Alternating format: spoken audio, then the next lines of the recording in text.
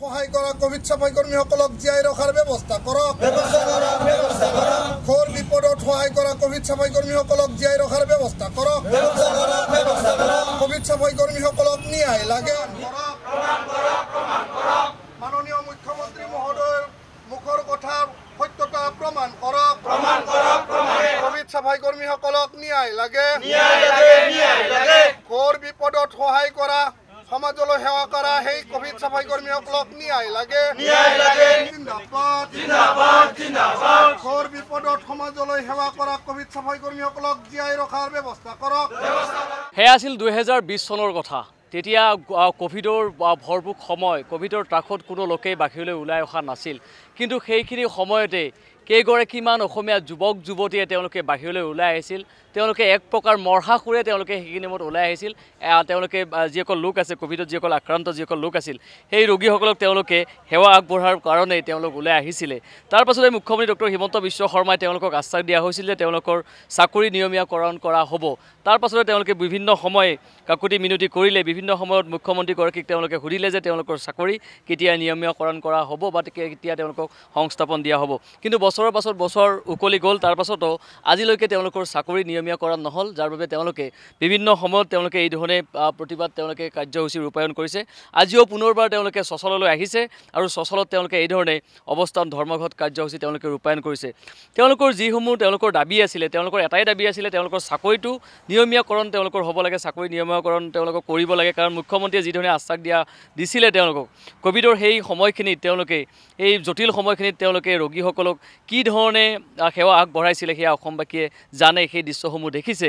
তেওঁলোকক Covid warrior বুলি তেওঁলোকক কোৱা হৈছিল, হিৰো তেওঁলোকক আখ্যা দিয়া হৈছিল। কিন্তু সেই হিৰোসকল আজি তেওঁলোক আহি এই ধৰণে অৱস্থান ধৰ্মঘট কাৰ্যসূচী তেওঁলোকে ৰূপায়ণ কৰিব লগা হৈছে। আৰু এই দৃশ্যটোৰ জৰিয়তে তেওঁলোকে মুখ্যমন্ত্ৰীগৰাকীলৈ পুনৰবাৰ তেওঁলোকে আজি জনাব বিচাৰিছে যে অতি শীঘ্ৰেই তেওঁলোকৰ যি কেইগৰাকী লোক আছিল 1324 গৰাকী কোভিড যোদ্ধা বুলি তেওঁলোকক অভিহিত কৰা হৈছিল। আৰু এই কোভিড যোদ্ধাসকলৰ চাকৰি নিয়মীয়াকৰণৰ বাবে আজি পুনৰবাৰ তেওঁলোকে চচললৈ আহিছে। পুনৰ এক অৱস্থান ধৰ্মঘট কাৰ্যসূচী আজি ৰূপায়ণ কৰিছে। মই পোনে পোনে তেওঁলোকৰ ওচৰলৈ যাবলৈ চেষ্টা কৰিছোঁ। মই পূৰ্বতেও দেখিছোঁ আপোনালোকে বিভিন্ন সময় আপোনালোকে এই ধৰণে কাৰ্যসূচী আপোনালোকে ৰূপায়ণ কৰিছে।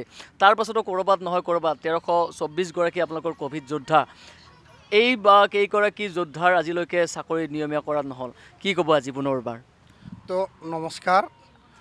এই ক্ষেত্ৰত আমি কোভিড সাফাই কৰ্মী হিচাপে যিহেতু পৰিচয় দিছিলোঁ আৰু চৰকাৰে আমাক সেই সময়ত প্ৰতিটো মুহূৰ্তত আমাক আশ্বাস দিছিল। আমি সভা সমিতিবিলাকত মুখ্যমন্ত্ৰীৰ পাছে পাছে দৌৰি দৌৰি আমি সুধিছিলোঁ, তহঁতেই মেইন বাছা, তহঁতেই মেইন, তহঁতৰ কামটো হ'ব, কৰি দিম বুলি এনেকৈ বিভিন্ন সময়ত বিভিন্ন আশ্বাস দিছিল। আমি যোৱা ছেপ্টেম্বৰ যোৱাটো বছৰৰ 11 ছেপ্টেম্বৰত এই ঠাইতে চচলত আমি আমৰণ অনশন কাৰ্যসূচী গ্ৰহণ কৰিছিলোঁ।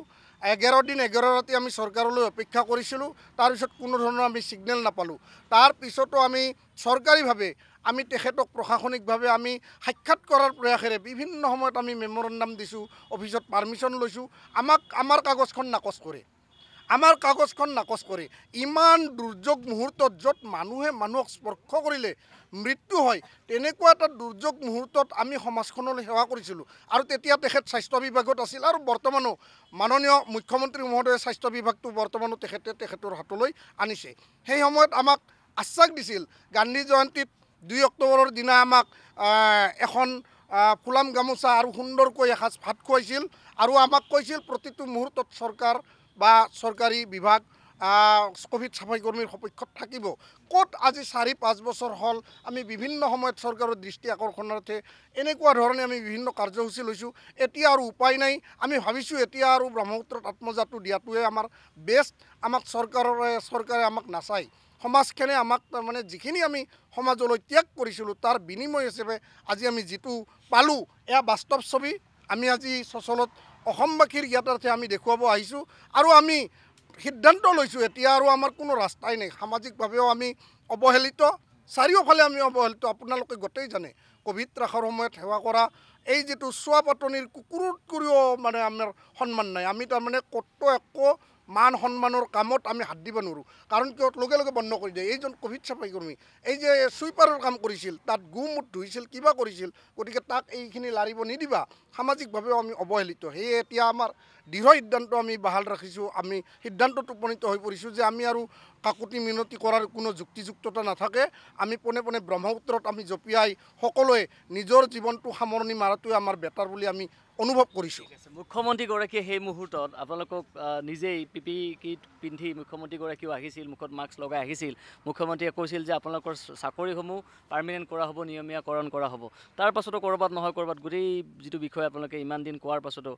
যথেষ্টখিনি হেমাহি দেখুৱালে কি ক'ব হয় এই কথাটো মুখ্যমন্ত্ৰী মহোদয়ে যে আমাক চাকৰিটো পাৰ্মানেণ্ট বুলি কৈছিল এই কথাটো হয়তো ছ'চিয়েল মিডিয়াত এতিয়াও আপোনালোকে বিচাৰিলে পাব বা সংবাদ মাধ্যমে বা সাংবাদিকসকলে এইটো কথা স্পষ্টকৈ বা ভালকৈ জানে তেখেতে আমাৰ যেতিয়া ক'ভিডত প্ৰথম 42 জন লৈছিল ইয়াতে সৰুসুজা ষ্টেডিয়ামত বা গোটেই অসমত লৈছিল তেতিয়া সৰুসুজা ষ্টেডিয়ামত তেখেতে নিজ মুখে প্ৰতিশ্ৰুতি এটা দিছিল যে ক'ভিডত যিখিনিয়ে কাম কৰিব তেওঁলোকক কোনো দিনেই উলিয়াই দিয়া নহয় তেওঁলোকৰ চাকৰি 100% নিয়মীয়াকৰণ কৰা হ'ব কিন্তু পৰৱৰ্তী সময়ত ক'ভিড কমি অহাৰ লগে লগে আমাক উলিয়াই দিলে তাৰ পিছতো চিএম ছাৰে কিছুমান সাক্ষাৎকাৰত এনেকৈ নিউজত আমি বহুত ৰিকুৱেষ্ট কৰাৰ পিছত নিউজ চেনেলে সাংবাদিকবোৰে আমাৰ কথাটো সুধিছে যে ছাৰ এওঁলোকে আমাক ফোন কৰি আছে এওঁলোকৰ কি হ'ব তেতিয়াও কৈছে যে 1% এওঁলোকৰ ক'ভিডত কাম কৰাখিনিৰ কাৰণে আমি সংৰক্ষণ কৰি ৰাখিছোঁ কিন্তু সেই 1% ক'ত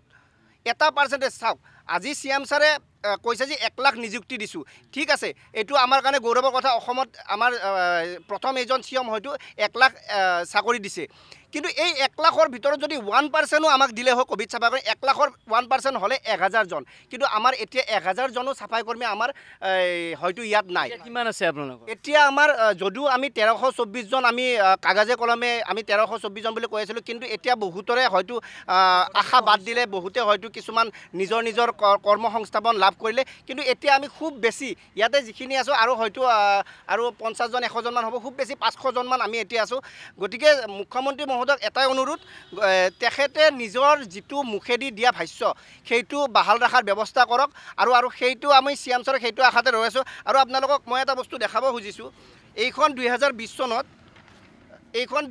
চনত মুখ্যমন্ত্ৰী মহোদয় ডক্টৰ হিমন্ত বিশ্ব শৰ্মাই এইটো ছিগনেচাৰ কৰা আছে তেখেতে ইয়াতে দি দিছে যে ইংলিছত আছে মই অসমীয়াত এইখিনি কৈ দিছোঁ যিখিনি ক'ভিডৰ সময়ত NHMৰ আণ্ডাৰত বা এনেকৈ ক'ভিডৰ সময়ত কাম কৰিছিল তেওঁলোকৰ চাকৰিটো 60 বছৰলৈকে পাৰ্মানেণ্ট কৰিব লাগে বুলি ইয়াতে লিখি দিছে লগতে ELCL গোটেইখিনি পাব বুলি চৰকাৰী চাকৰিয়াল এজনে যিখিনি সুবিধা পায় সেইখিনি পাব বুলি এইখিনি এবাৰ দেখাই দিব এইখিনি ইয়াতে চিএম ছাৰে নিজে ছিগনেচাৰ কিন্তু কি হ'ল এইখনৰ এজন মুখ্যমন্ত্ৰীয়ে এইখন দিয়াৰ পিছত এইখনৰ কিয় কোনো একশ্যন লোৱা নহ'ল সেইটো আমাৰ হেল্থ বিভাগত বা NHMক আমাৰ এইটো ডাঙৰ প্ৰশ্ন গতিকে তেওঁলোকে এইখিনি কামটো কৰক তাৰে পিছত আমি প্ৰাইম মিনিষ্টাৰকো এখন দিছিলোঁ তেখেতৰ পৰা এখন ৰিপ্লাই আহিছে কিন্তু এতিয়ালৈকে আমি একো ফল নাপালোঁ আমাৰ এটাই অনুৰোধ যাতে আমাক এই দুখীয়া নিচলাখিনিক এবাৰ চকু মেলি চায় ঠিক আছে আৰু এয়া হৈছে ক'ভিড চাফাই কৰ্মীসকলৰ তেওঁলোকৰ মনৰ বতৰা তেওঁলোকে মুখ্যমন্ত্ৰীগৰাকীলৈ বহুবাৰ তেওঁলোকে স্মাৰক পত্ৰ প্ৰদান কৰিলে প্ৰতিগৰাকী চাফাই কৰ্মীসকল তেওঁলোকে এতিয়াও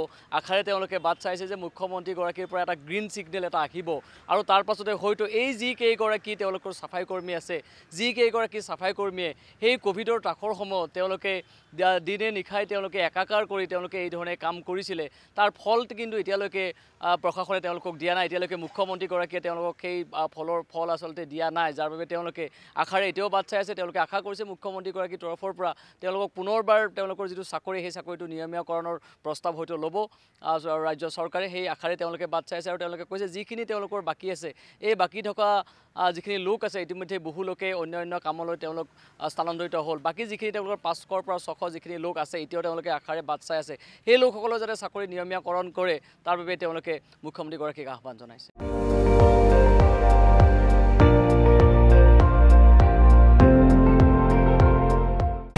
আপুনি চাই আছে ND24 সৰ্বশ্ৰেষ্ঠ নহয় সৰ্বোত্তমৰ দৌৰ